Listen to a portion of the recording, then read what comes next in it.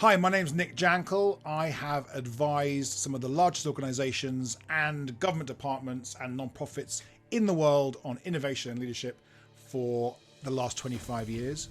And in my conversations with Dov Baron, I have met truly a man of incredible depth and incredible breadth, which is a very rare thing in this space, who can help people explore the deepest layers of meaning in their work as leaders and unpack that and unleash that into their organizations to realign their organization around the deepest purpose a human being can have. Welcome back to our delicious conversation with Nick Jankel. This is part 2 of a 2-part series. Nick is an international keynote speaker. He has also had his own global TV show as a transformational coach on the BBC. And he is also the best-selling author of Now Lead the Change. He has advised 10 Downing Street, which is Britain's political center. He has given lectures at some of the world's greatest universities, Yale, Oxford, London Business School, etc. We've been talking a lot about transformational leadership and really the depth of what it takes, and that it's not, Nick and I were talking about in the break that there's a lot of big companies out there, consulting companies offering innovation training and transformational stuff that's really 1986 with a lick of paint. It's just been polished up a bit and it's not really dealing with the real issues. And one of the things we finished on in the last section, and we're going to bring into right now, is that business has changed in a profoundly different way, in a deeper way. And that one of the things that Nick used the language of was purpose as boss. So rather than CEO as boss, rather than board or stockholders as boss, but purpose as boss. And I want to go there with you, Nick, but I want to push back a little bit because of our listeners are going to go, well, this is all a lovely idea, but my CEO says he's the boss. Or the CEO, I mean, by the way, I've worked with these CEOs privately who are really innovative, really willing to go deep and look at all those systems within themselves and within the conference, but they go like, I'm still getting nailed from the board because we only had a 2% growth. So talk to us about purpose as boss while juggling this old school mentality of who really is the boss and the boss is the bottom line. Yeah. I mean, if you're a public company, then you have a more complex of an already existing complex system to engage. And your journey as a transformation leader at CEO level, C-suite level, is going to be to engage those shareholders and institutional investors, pension funds, whoever it is that you think is dangling the strings. You're going to have to engage them in where the future's going. You're going to hopefully a lot of them are already popping up, going, "Holy mackerel, the world is all kinds of crazy. We have to be part of this too as investors," and I do believe that is occurring. I also think there are a lot of investors and shareholders who are not yet in that level of awareness, but they can be, and they are on that journey too. And your job, just as your storytelling to your staff, creating meaning systems for your staff, employees, supply chain, you have to then bring those people on as well. As in your investors and shareholders and whoever owns the stock ultimately. And that's a huge job. I mean, I don't want to ever underestimate what it takes. I do think demographically and generationally, there are some amazing things occurring right now. Mm-hmm. And one of them, we talk a lot about millennials and Gen Z. So millennials, as 30-somethings, whatever. Gen Z, early 20-somethings. So they're coming into the workforce now. They're just joining your grad programs or been there for a couple of years. But actually, something that I think is often underlooked is Generation X, which no one ever talks about anymore. But that's the generation I was born into. We were the first of the alphabets, which I take a lot of pride in. But no one knew what X stood for, so that's why Generation X. We don't know what they're about, So it's kind of like people who were born at the end of punk, and maybe up to the sort of dance music explosion of the Billy 90s. Idol. Yeah, yeah, yeah. And just Billy Idol's band was Generation X. and if you remember Ferris Bueller's Day Off and thought it was really fun, you're probably Gen X. Anyway, Gen X are now taking the keys to the kingdom, right? They're sort of being given the keys to the boardroom. Not everywhere, but it's definitely happening. They're also more and more in the sort of driving seat of investment houses as well, right? And I do believe that this little generation, it's quite a small generation, has potentially the unlock for how do we regenerate this crisis hit world, pandemic, inequality, culture wars. You know, we got really a lot to deal with. Climate change, obviously. I think this generation might be the unlock because they are enough of the future to be interested in trust and empathy and meaning and purpose and all these things that some people older just aren't. They think it's part of business. It's just like that's not business. Business is making money and making a profit. And also they're of the current system enough to be able to transform it from the inside, from the power levels. So I do think that is a really amazing opportunity for this generation to take a leadership position in business and do what we talked about in the part one around rebuild the trust between citizens and consumers and big business brands. Because I know, having worked with big businesses all my life, I know that 99.9% of everyone I've ever worked with is trying to do absolutely the right thing for the company and the world at the same time, and would love the place to be more sustainable, have better social justice. They would all want that. They all want that. And I believe that there are still some shonky decisions being made. Obviously, we know that. But they're in the minority. So we've got an opportunity to say, you know what, business is part of this future. And it's also a self-interested conversation because, as we know, if there's no ecology, if there's no climate, if there's no healthy customers, citizens, there is no business. Doesn't matter what business you're in, there is no business. So this is what I do. I do think this is the time. I think the pandemic accelerated our awareness of what was already breaking down in our, let's call it capitalism 2.0. I think capitalism 3.0 is literally bursting forth right now. It's in workshops, certainly the ones I'm sitting in, leading, facilitating. It's in coaching sessions. It is alive. And it hasn't constituted yet. So in the process of transformation, disruptive innovation, whatever you call big change, there's always a dissembling of the old and a reassembling of a new, hopefully at a higher state of complexity and goodness and joy and truth and beauty. But as you said, I mean, when those things happen, it is human nature to cling to the old. And this is why people stay in crappy jobs or crappy relationships. Because there's that fear of what might be on the other side, the fear of the unknown. And so they stay in these terrible situations. And oftentimes the old mentality, as you know, was if it isn't broken, don't fix it. And the answer is break it, because it's going to get broken and you better be the one who breaks it. As I often say to my clients is, who is the Netflix of your industry? And they'll say, well, I don't know. And I said, well, it better be you or else you'll get eaten up by them, whoever it is. And clinging on to the old doesn't work.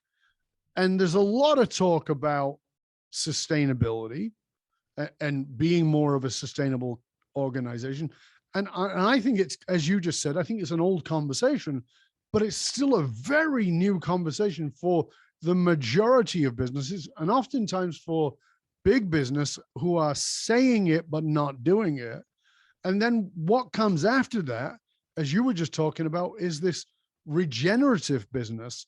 And then, well, what happens to capitalism, right? Because there's a lot of people very afraid that the woke left are coming along and they're going to cancel everybody and everything that is about making money and find themselves living in a Marxist state, which is, what they illusionarily think they want until they live in it, right? The Mark, just for everybody who doesn't know, the Marxist system only worked in one place in the world, one place, and it was for a brief period. That place was the kibbutz in Israel. That's where it worked. It was, a village brought up your family, you all worked together, and you shared the resources. It no longer exists. It's already gone. It was a brief period. It was about the birth of a nation, and it was wonderful. And it was Marxism. It wasn't communism. But Marxism always evolves into communism, or it departs from it, and oftentimes becomes the very dark side of capitalism, because human nature is involved in there. So when we look at this now, this conversation around sustainability, we've got the big climate conferences going on that have been going on for 26 years. We've been doing the conversation around climate change with global organizations and global leaders. And, and we're still going down a path towards the end of the cliff. When companies are not really embracing that, we've not even got off the step with sustainability. You want to talk about what's next? Come on, Nick, wake up, man. Well, I believe that sustainability is a necessary journey point to minimize, reduce footprint, reduce carbon. And it then leads the question, then what? Just like the analogy is postmodernism as a thought, as in let's criticize everybody's everything. Let's just, no one can do anything. No one can say anything anymore because we can criticize your whole worldview all the time, which is kind of like wokeism has taken that to the sort of the Facebook age. Orwellian Exactly. thought beliefs. Accelerated by social media, right? That's what's occurred. Yeah. And then after that, but what do we believe in? So we've taken down what we don't believe in. Great. Okay, that's useful. What do we believe in? And so that's really where my excitement is. And that's, I guess, where I see my two great interests, love affairs of my life. One is innovation, like actually building business models of the future that take in all this cultural change, that preempt it and are designed for like 5-7 years from now, which is how long it takes to get them into the world anyway, right? And then my second great love, which is leadership, personal development, transformation at the individual group level.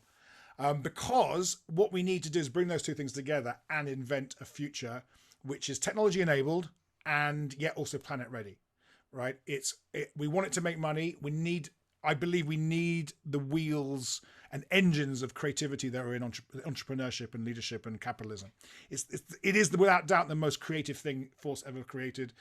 I love getting up in the morning going, what should I create today? What product, toolkit, book should I write? It's just freedom and creativity and ungrounded from purpose. It's a monster because it's a rapacious monster of what I call control and protect mode rather than what we call create and connect mode. And if you hook capitalism up to a lack within me, trauma, the need for my dad to love me, the need to be big, the need to have all the things I thought I wanted, the big house and the Tesla. If we hook capitalism to that, we just get one outcome. We know what that looks like because we're kind of on that trajectory. So then you go, what happens if we hook up capitalism, innovation and freedom to create, and also some, reward from my extra efforts and my extra, weekend working and whatever else I've done over my years, right? A little bit of that doesn't go amiss, a little bit of motivation around the old-fashioned drivers. And there's something bigger that we're working towards, and that's purpose, right? So, and we know that. That's what the bigger idea is. And I do believe the future is in our grasp, and we have a few examples of it happening. And I'm such an optimist, but I'm also super aware that we might walk off the cliff. It has happened. Yeah. Civilizations have walked off the cliff with very smart people at the helm. Of course. And so looking at that, you and I, again, are the same ilk that we believe that, there's an entire system at play and everything is part of that system, whether it's an ecosystem in the forest or an ecosystem of the human being, whether it's the brain in your gut or the brain in your heart or the brain in your head.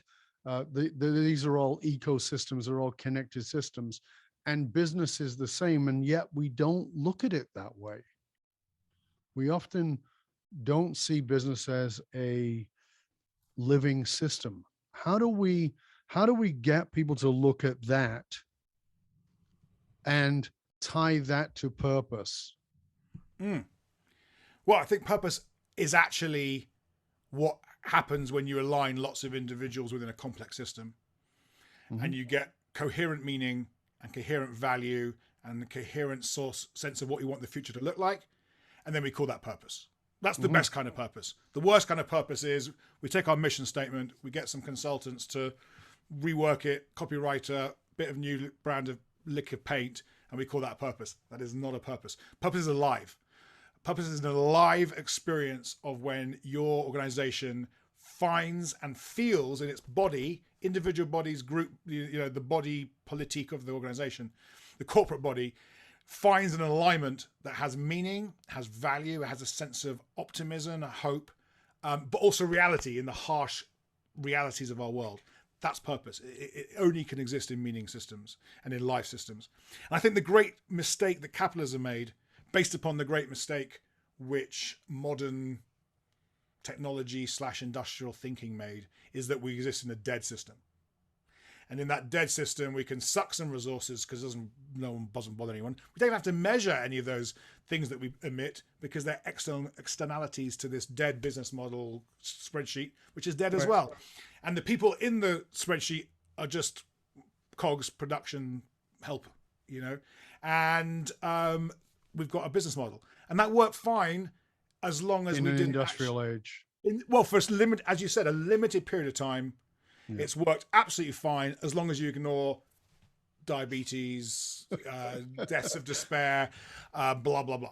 As long as you ignore that, it's worked fine.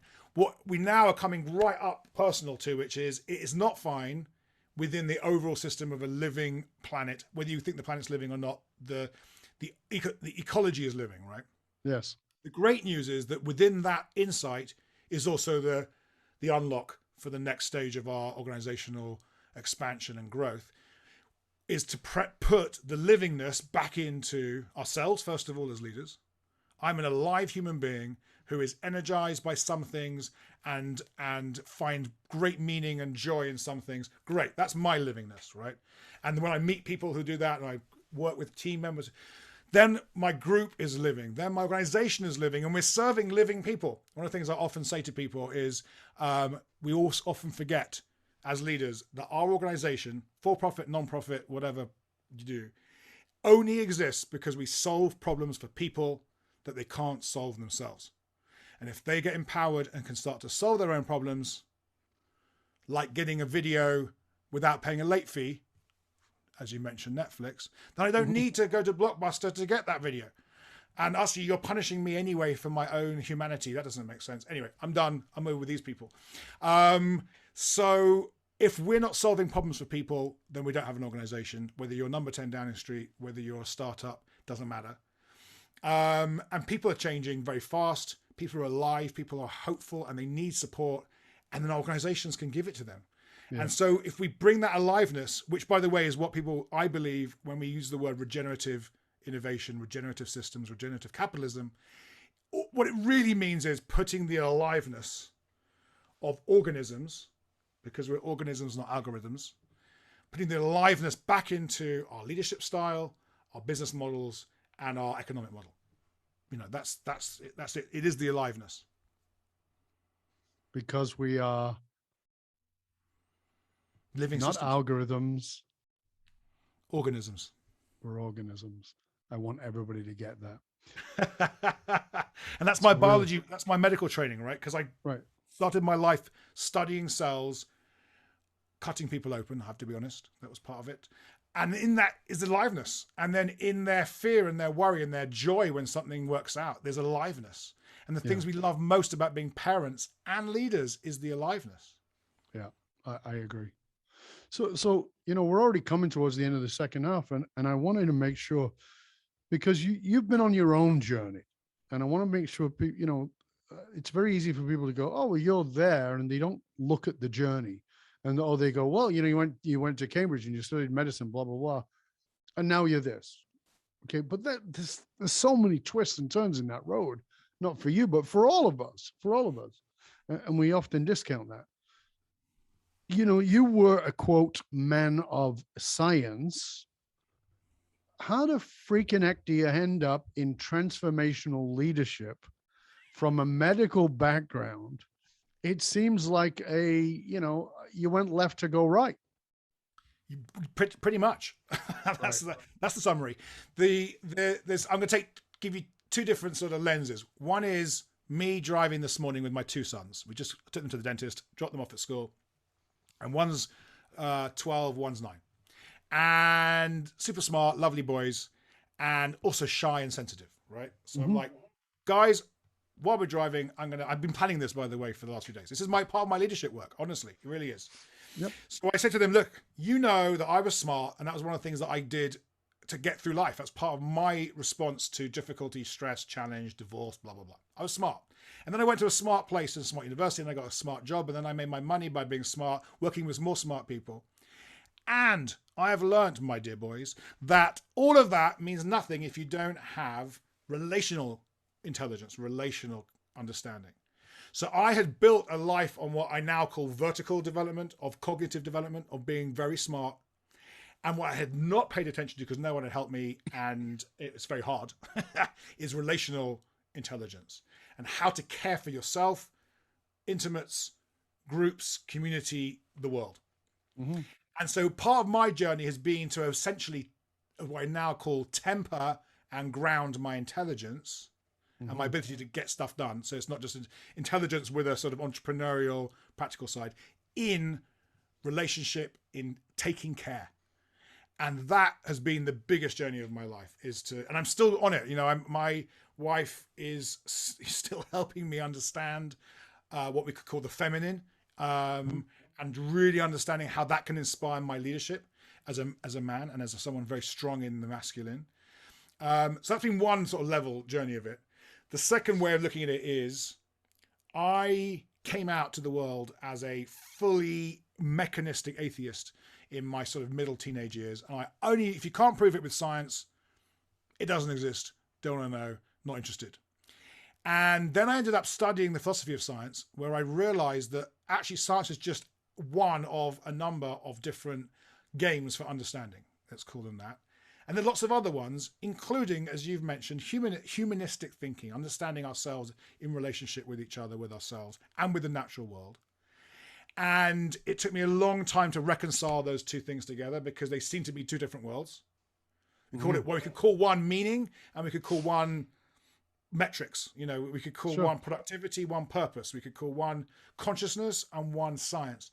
So it took me pretty much my entire life up to about 2-3 years ago, and I'm still unpacking the resolution of how do you become one human, one leader who has got both a super grounded, evidence-based, tangible, concrete, scientific, data-driven, technology-loving side, which I do, and also one part of me, or the big part of me, which is about love, connection, insight, curiosity, relationship, community, purpose, all these beautiful things. And I believe if you're going to be a transformational leader of the future, to forge the future, you have no choice but to bring those together somehow inside of you, because one without the other, as Martin Luther King says, you know, power without love is you know, basically mean, and love without power is weak. And that's what he was saying, the same thing. You know, we've got to bring those together. But what was it got you to that? You know, what was it got you? Because, you know, you may or may not know, certainly many of our listeners know, that in 1990, I fell off a mountain and got smashed to pieces. And people will often say, oh, is that the changing point in your life? It's not. It embedded me in my ego. It made me worse, right? Because it was like, I'm tough. I'm coming back. Right? You know, like after the pandemic, we've got to get back to normal, right? But what was it for you? Because I find there's always a catalyst of some, like that fall was the catalyst. It wasn't what made it the change, but it's the catalyst. What was the catalyst that made you go, hold on a second, I'm looking through these very narrow lenses and I need to open that up? Do you know what that was for you? Yeah. So the first one was being diagnosed with chronic pain syndrome, or fibromyalgia, and realizing that modern science being a medic at the time in rheumatology, of all ironies, had nothing to offer me. So that force, I'd already done therapy, but I went back in and was like, I've got to find out what's going on in this body of mine, because this pain is unbearable. But I still went back into my A game for like my job, and my still very clever and successful, and that kind of I'm going to bounce back even stronger in my A game. Then at the end of my first business experience, I had a full sort of, I call it a burnout, entrepreneurial burnout, but what it really was a heartbreak. Yeah. I built a business that was extremely successful in the materialist world of money, scale, size, matters, all that stuff. But relationally, I was a mess relationally, both with my business partner and my team, and my relationship at the time. And that was the last moment I went, okay, this is it. I'm done with whatever this direction of travel is, this A game. It's not working. And that was the beginning. That was 16, 17 years ago. That was the beginning of me getting really serious about finding the wisdom I needed to take the innovation, take the leadership, take all that A game, but put it behind something which is my purpose. And so, so I do believe that pain and suffering are valuable, but as you've said, what they can do is they can trigger holding on even further, clinging on to the old, rather than what we now know, I now know as a transformation person, is that those signals of breakdown and burnout are actually the time to then go, this is a transformation process. Okay, what do I need to let go of? Not cling on to. And that's the beginning of all transformation, whether it's innovation, what business model assumptions do I have to let go of? What personal leadership style assumptions do I have to let go of? Same. Well, as you said, there's personal trauma and there's business trauma, and each of them are catalytic if we choose to use them as that for something really spectacular. But that is the choice. We are already out of time, and it's been a great conversation, Nick. Really want to thank you for all that you've shared, for your vulnerability and your wisdom. As we finish, as always, I want to make sure that everybody knows how to find you. And before I do that, I'm just going to give you just 30 seconds. Tell us one practical thing that our listeners, our viewers can go away and do that will best serve, that they can go, okay, it'll put them on the path to taking the action that they need to take based on what it is you've been talking about today. What would be that one piece of practical advice you would give to them? Okay. The one that's coming to mind anyway is schedule into your diary right now as you're listening to this, not in 10 minutes because you'll forget. A monthly session where you can grab an hour of yourself with yourself. Don't fill it with exercise. Don't fill it with, reading the New Yorker, whatever it is you do. Take the time, go for a walk, take space, whatever you do to take space, and use that time to reflect on yourself and your own development journey as a leader, without any distractions and without any nonsense, and just let your own curiosity, what I call create and connect mode, just let that show you whether you want to read a new book or do a new program, get a new coach, whatever it is you want to do. But if you don't do an hour a month, time just disappears, and you just never had the space until the breakdown, the burnout, the issue, the crisis, the life transition, whatever it is, right? You don't need to wait for the rock bottom to get on the journey of rapid transformation. And that will open you up to all sorts of things. And second bit of advice, if when you do that, nothing comes, you're just exhausted, then you need to also book in, before you do your processing time, your reflection time, you have to book in rejuvenation time, which might mean Netflix, it might mean a holiday, whatever it is for you. Your body as a neurological system finds it very hard to innovate the future if it's stressed and exhausted from the past or from the present. It's almost biologically impossible to be innovative and creative if you're exhausted and overwhelmed. So you take care of that, and then do this leadership time. Who am I on my journey? What's important to me? What's my legacy? What's my purpose? Why do I care? 1 hour a month. Anyone can do that. Excellent advice. So Nick, again, please tell everybody where they can find out more about you and all of your wonderful resources. www.switchonnow.com, and you can find all sorts of things about the programs, the books, the essays, articles, whatever. I'm also on Medium, which I've got some more sort of deeper philosophical stuff, lots about regenerative technology, regenerative business on Medium, and then all the usual channels. And if you want a personal connect, then LinkedIn's the best place. Just say, hey, heard you on the show, and yeah, we can be connected for the rest of our leadership days. Fabulous. Again, Nick, thank you so much. It has been great to have you on. As I said, we will make sure that we post all of the links for you to get a hold of Nick, including how to find his book and his connection on LinkedIn, as well as his Medium blog as well. So we'll make sure all of that gets to you. And for you, dear leader, remember that you can hang out with other conscious leaders and chat about this episode or any past episodes inside of our Facebook or LinkedIn groups. Just look for the Leadership and Loyalty Podcast. It doesn't matter how successful you are. If your employees and your customers don't understand what gives you and your company meaning, you're only working at a fraction of your true capability. To find out more about how you can hire me, Dov Baron, as a speaker or leadership strategist for yourself or your organization, simply go to dovbaron.com, because unified actualized meaning is the one single monolithic difference between mediocrity and greatness for all individuals and companies. I want to thank you for sharing the show with everybody you know. Till next time, stay curious, my friend. Stay curious about the deeper meaning of who you are and what it is you do, what your business does. What would happen if you decided purpose was boss? I'm Dov Baron. I'm here to assist you, tapping into your deepest meaning to reach that next level of clarity, focus, purpose, and profit in your business, your life, and your leadership impact. And I am out.